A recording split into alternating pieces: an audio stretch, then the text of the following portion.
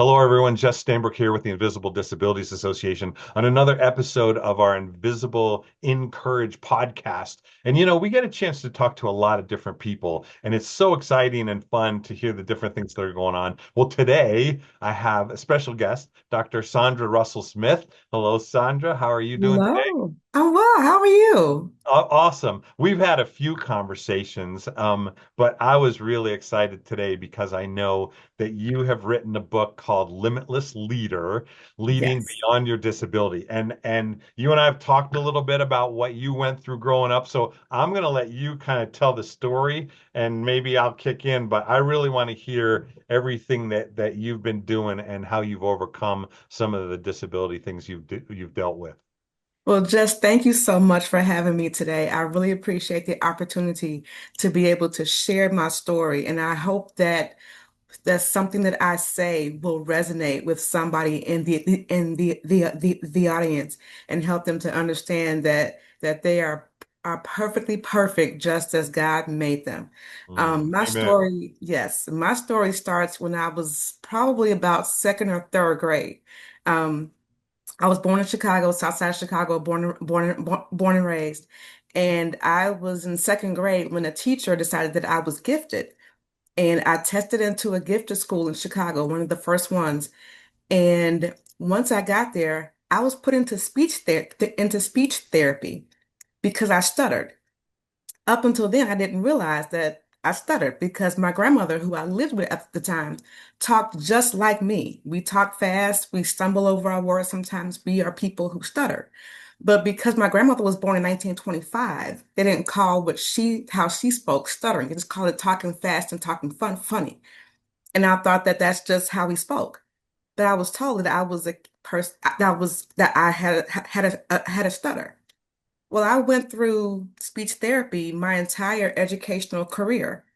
And then in 12th in the 12th grade, I graduated and nothing else was ever said after that. I didn't stop stuttering. I just stopped getting the support for it. Hmm. So I went to college. I'm the first person in my family to get past my freshman year. And my mom calls me and she says, well, we can't keep sending you to college. It's getting to be too expensive. You'll have to quit school, come home and get a job. I couldn't do that. But the opposite of that was I had to find a job on campus that would keep me in school to continue my career. But that meant I would have to have an interview. And interviews are very scary for people who don't stutter. For people who do stutter, it's horrifying. So standing between me and my college career was I had to interview for this position as a resident assistant because resident assistants get free get free room and board. And I had to stutter in front of people and convince them that I could manage a floor full of college students. So Wow. it took everything that I had, but I remember going into the room and nothing else after that. I know I stuttered through the entire interview, and never once did I say, I'm a person who stutters. At that point in my life, I didn't have the words to say.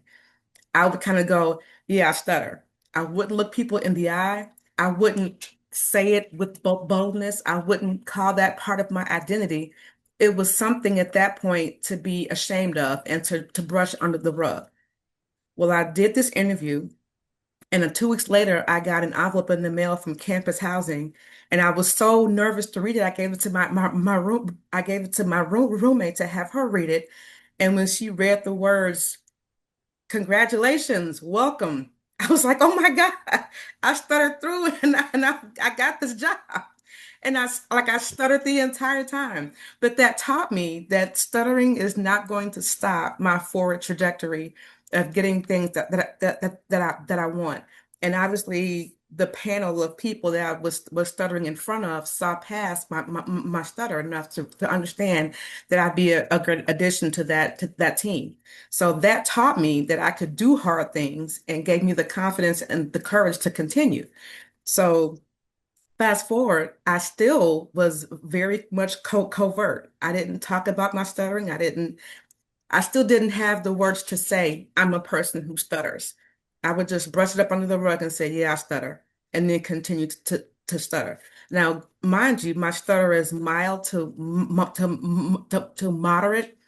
It isn't as severe as I've heard some people stutter.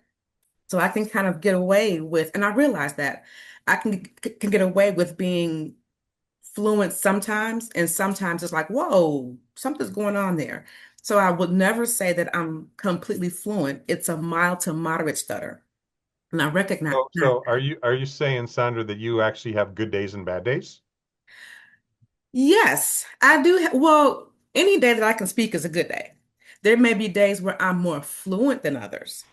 Because I wouldn't call Interesting. even a bad day of stuttering a bad day. I would say Hmm. that I'm less fluent. But I've learned over the years to appreciate my stuttering Hmm. and to use it as my superpower. But that recognition and realization didn't come till much later in my life. I know that feel. I, Yeah. I have severe Yes. dyslexia.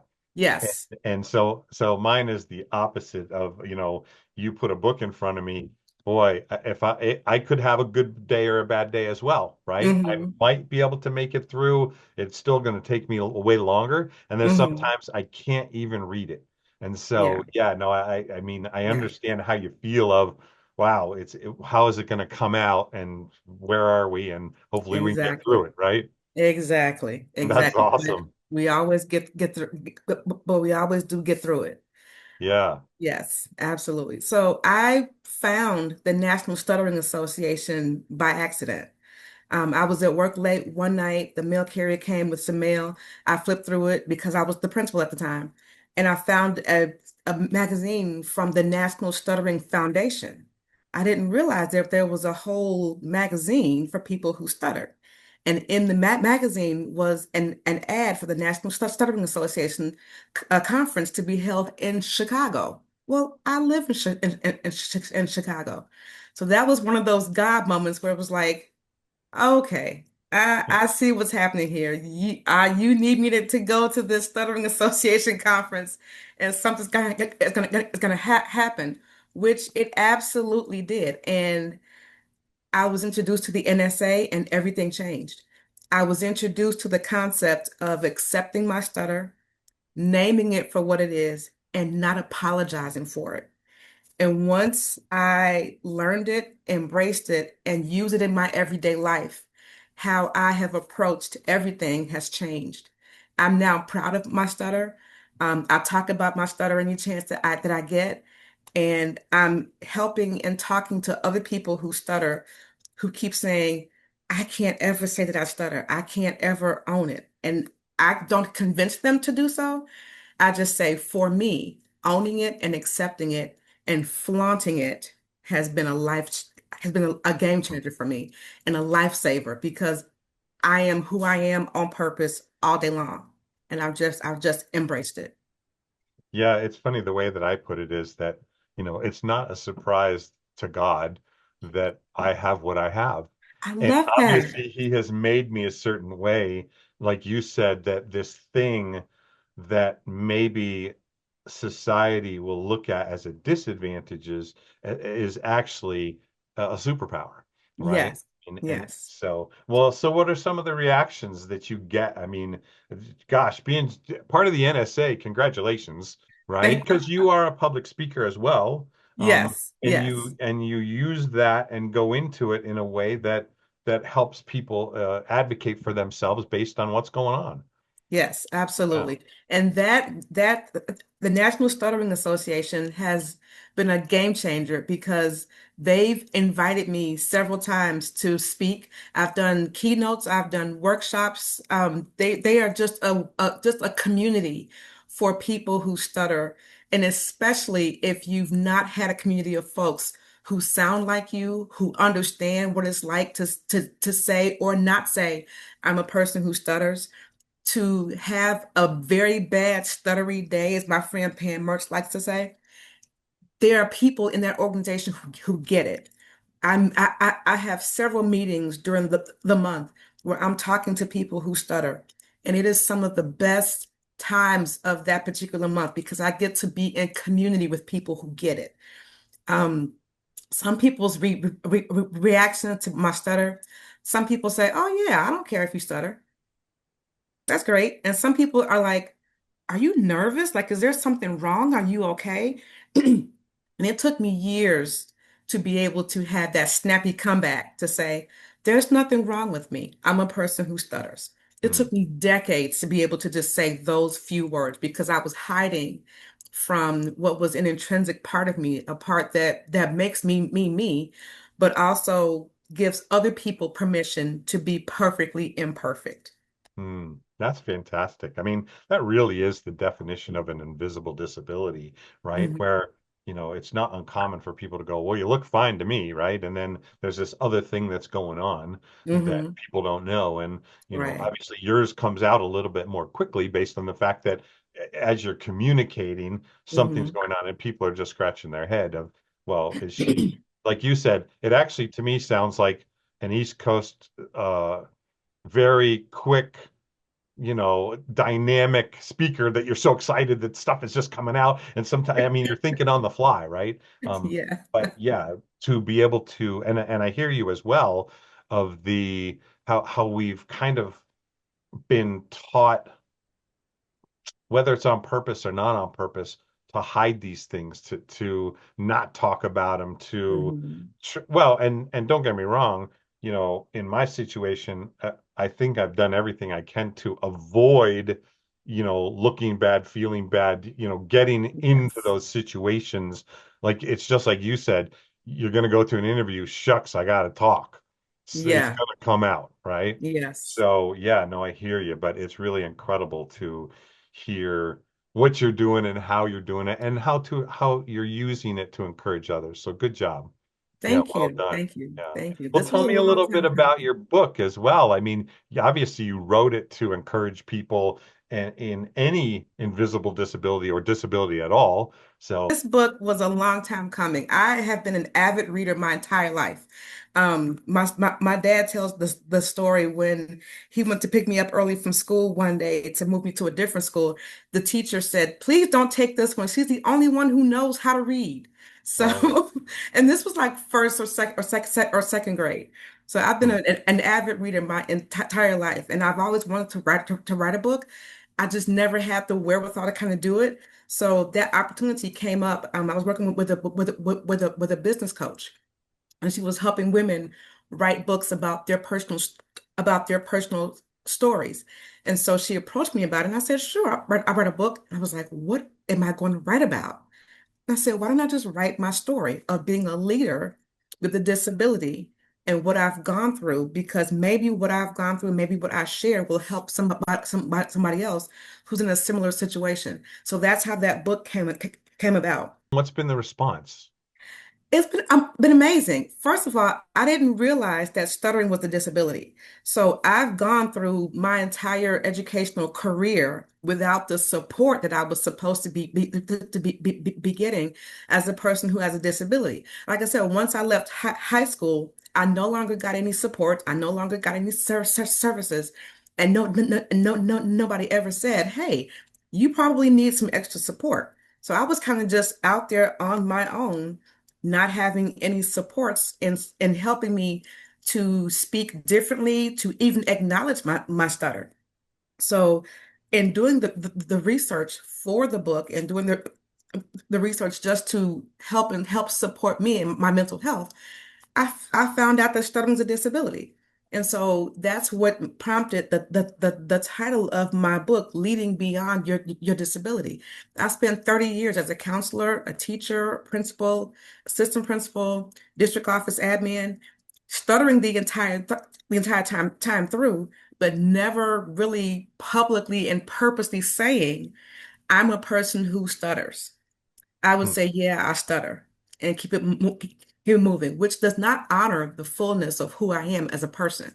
So I spent all that time not being truthful about who I am and about the value that I bring to the spaces that I enter, and not giving other people permission to be their full selves as well.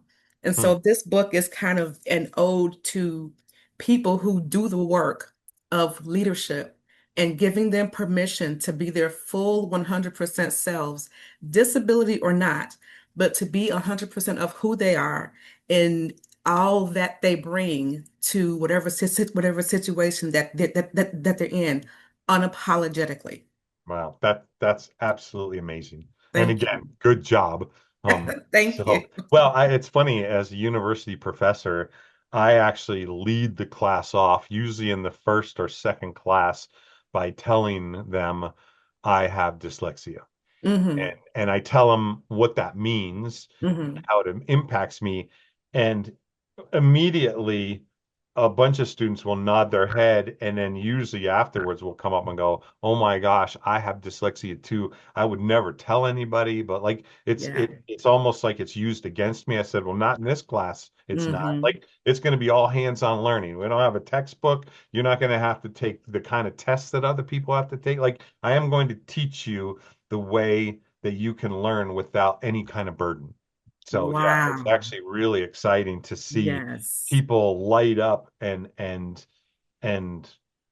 see that they're being cared for and understood completely. So wow, congratulations. That's Yes. so And yes. fantastic. And I bet that they engage with you better because they're Mhm. allowed to be their full selves without having to fake something that they don't have. Yeah. What an Well, and amazing again, story. in the learning, in the educational environment, I recognize that there's a lot of different learning styles, right? Hmm. You're visual, you're audio, you like to read, you're kinesthetic, you're like whatever it is. And Hmm. I try to hit all of those so Hmm. that your whatever it is the way that you learn that you're going to get that information and keep it, right? But Mm. most of my stuff is really, I would call hands-on apprentice style where you Yes. are going to practice it and play with this stuff so much that it becomes second nature that you don't have to Hmm. think about it, right? So, and I Absolutely. think that's probably the same thing when you talk about, limitless leaders, they Hmm. really do Hmm. recognize their strengths and their weaknesses. Again, as we're built and created by a creator, we're going to do things a certain way based on who we are and the way we've been made, right? Yes, yes. I remember when I was a teacher, I would call them their strengths and their struggles because Mm. when you talk to 10-year-olds, you have to be very mindful of the language that you use because the things that you tell them can stay with them for life.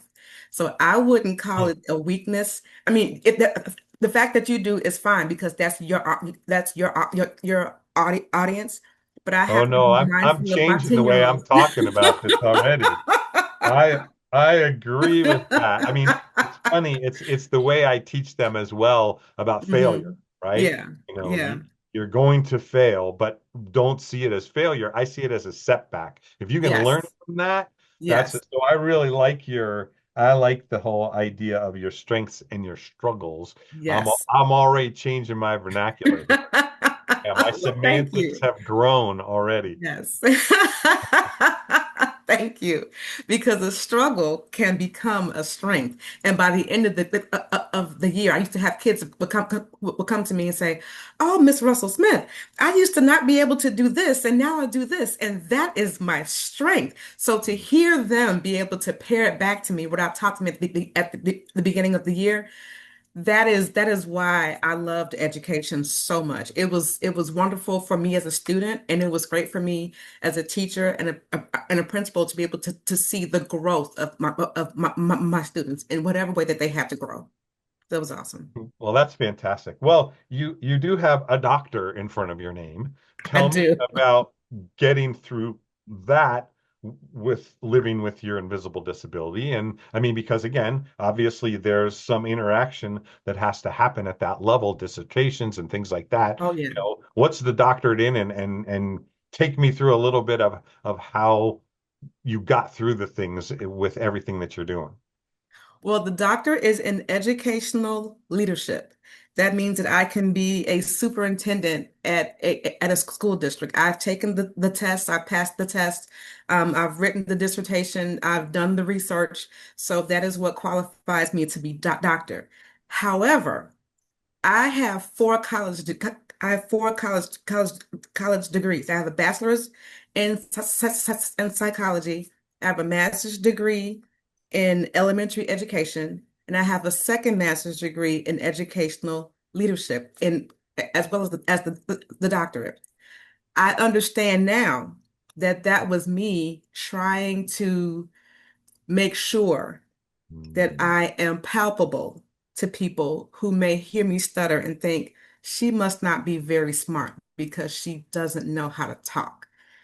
And being a Black woman who stutters, there's another stigma attached to mm, the way that I speak and how I show up in the world. So, although I am a smart person, because people who stutter tend to be smarter because we have a whole list of words that we can substitute on a second's notice as we speak, and we can change words in and change words out, and we think of the most creative ways to not stutter. So I realized that I'm a smart person, but I felt like I had to validate my intelligence by getting as many degrees as I could so that when I show up and I stutter, the first thing that people would not think is that she must not be intelligent. So I mm. realized that that is me overcompensating for things that I perceived years ago that I did not have or that people would not give me. And that's a real realization that breaks my heart that I felt like I had to do that. But that's the reality of the world that we live in.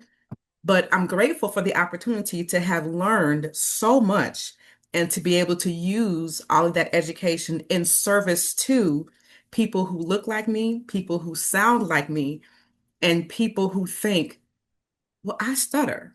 I can't get a doctorate degree. I stutter. I can't write a book. I stutter. I can't do all these things. I'm here to say, yes, you can. Because if I can do it, you can do it.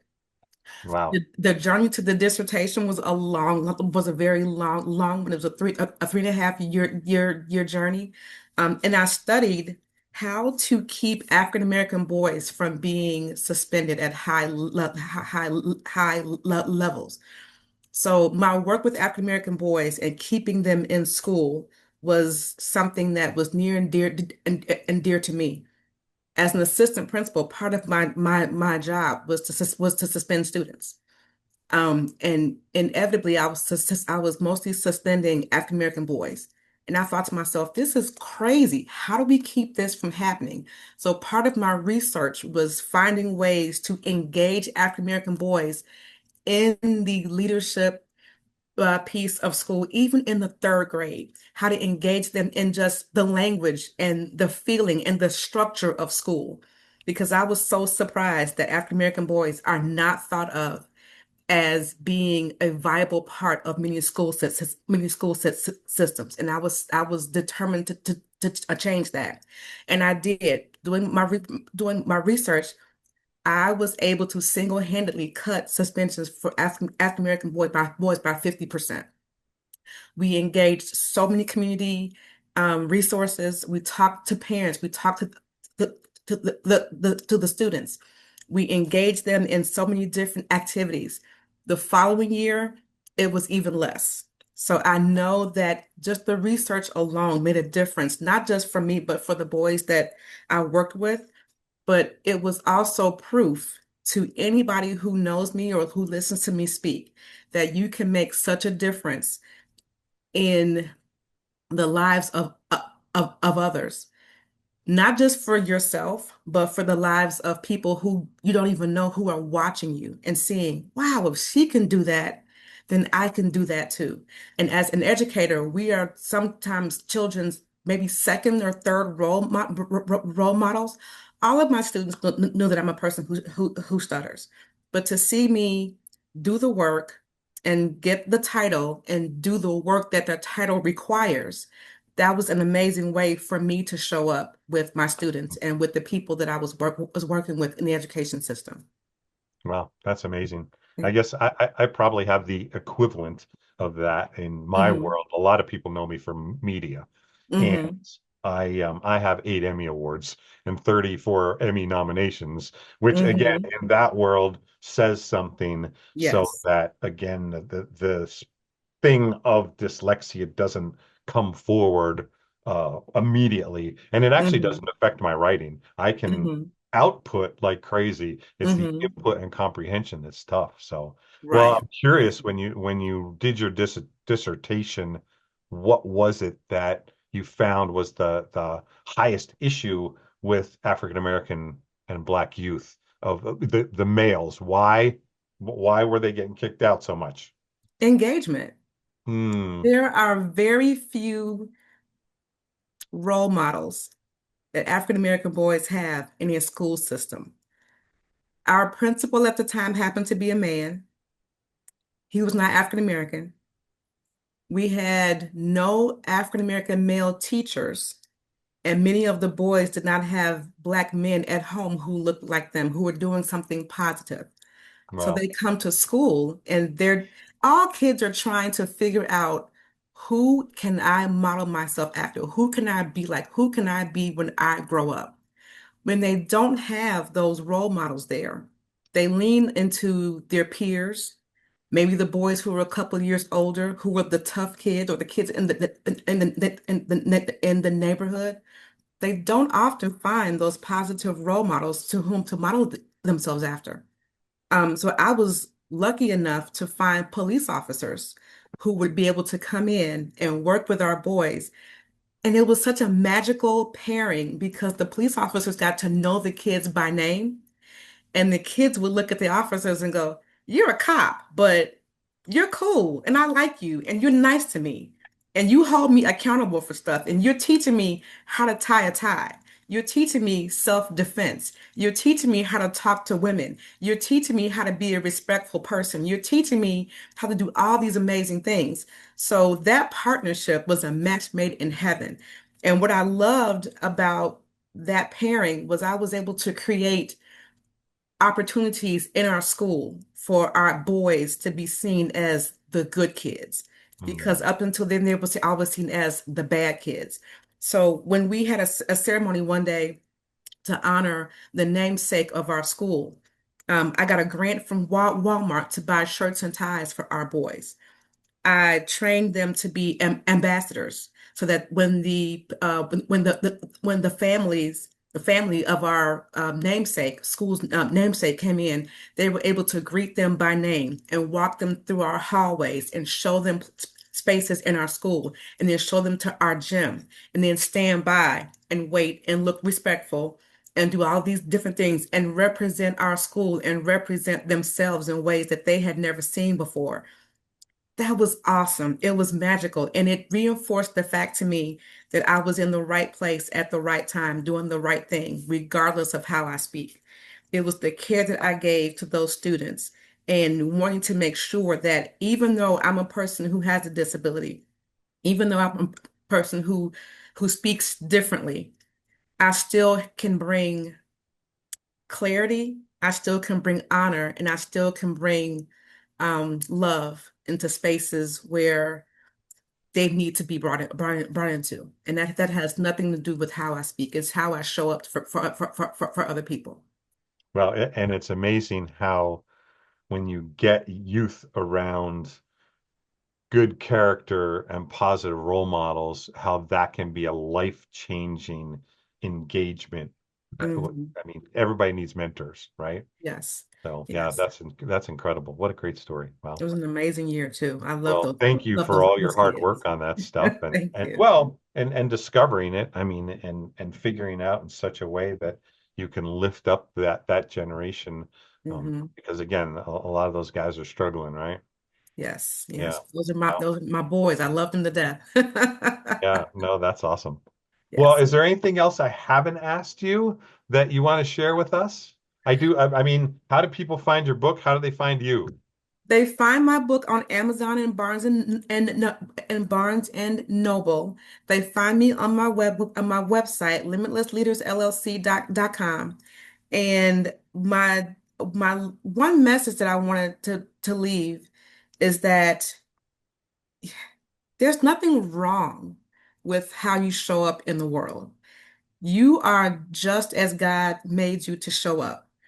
And people have told us that we show up in the world incorrectly or this or that.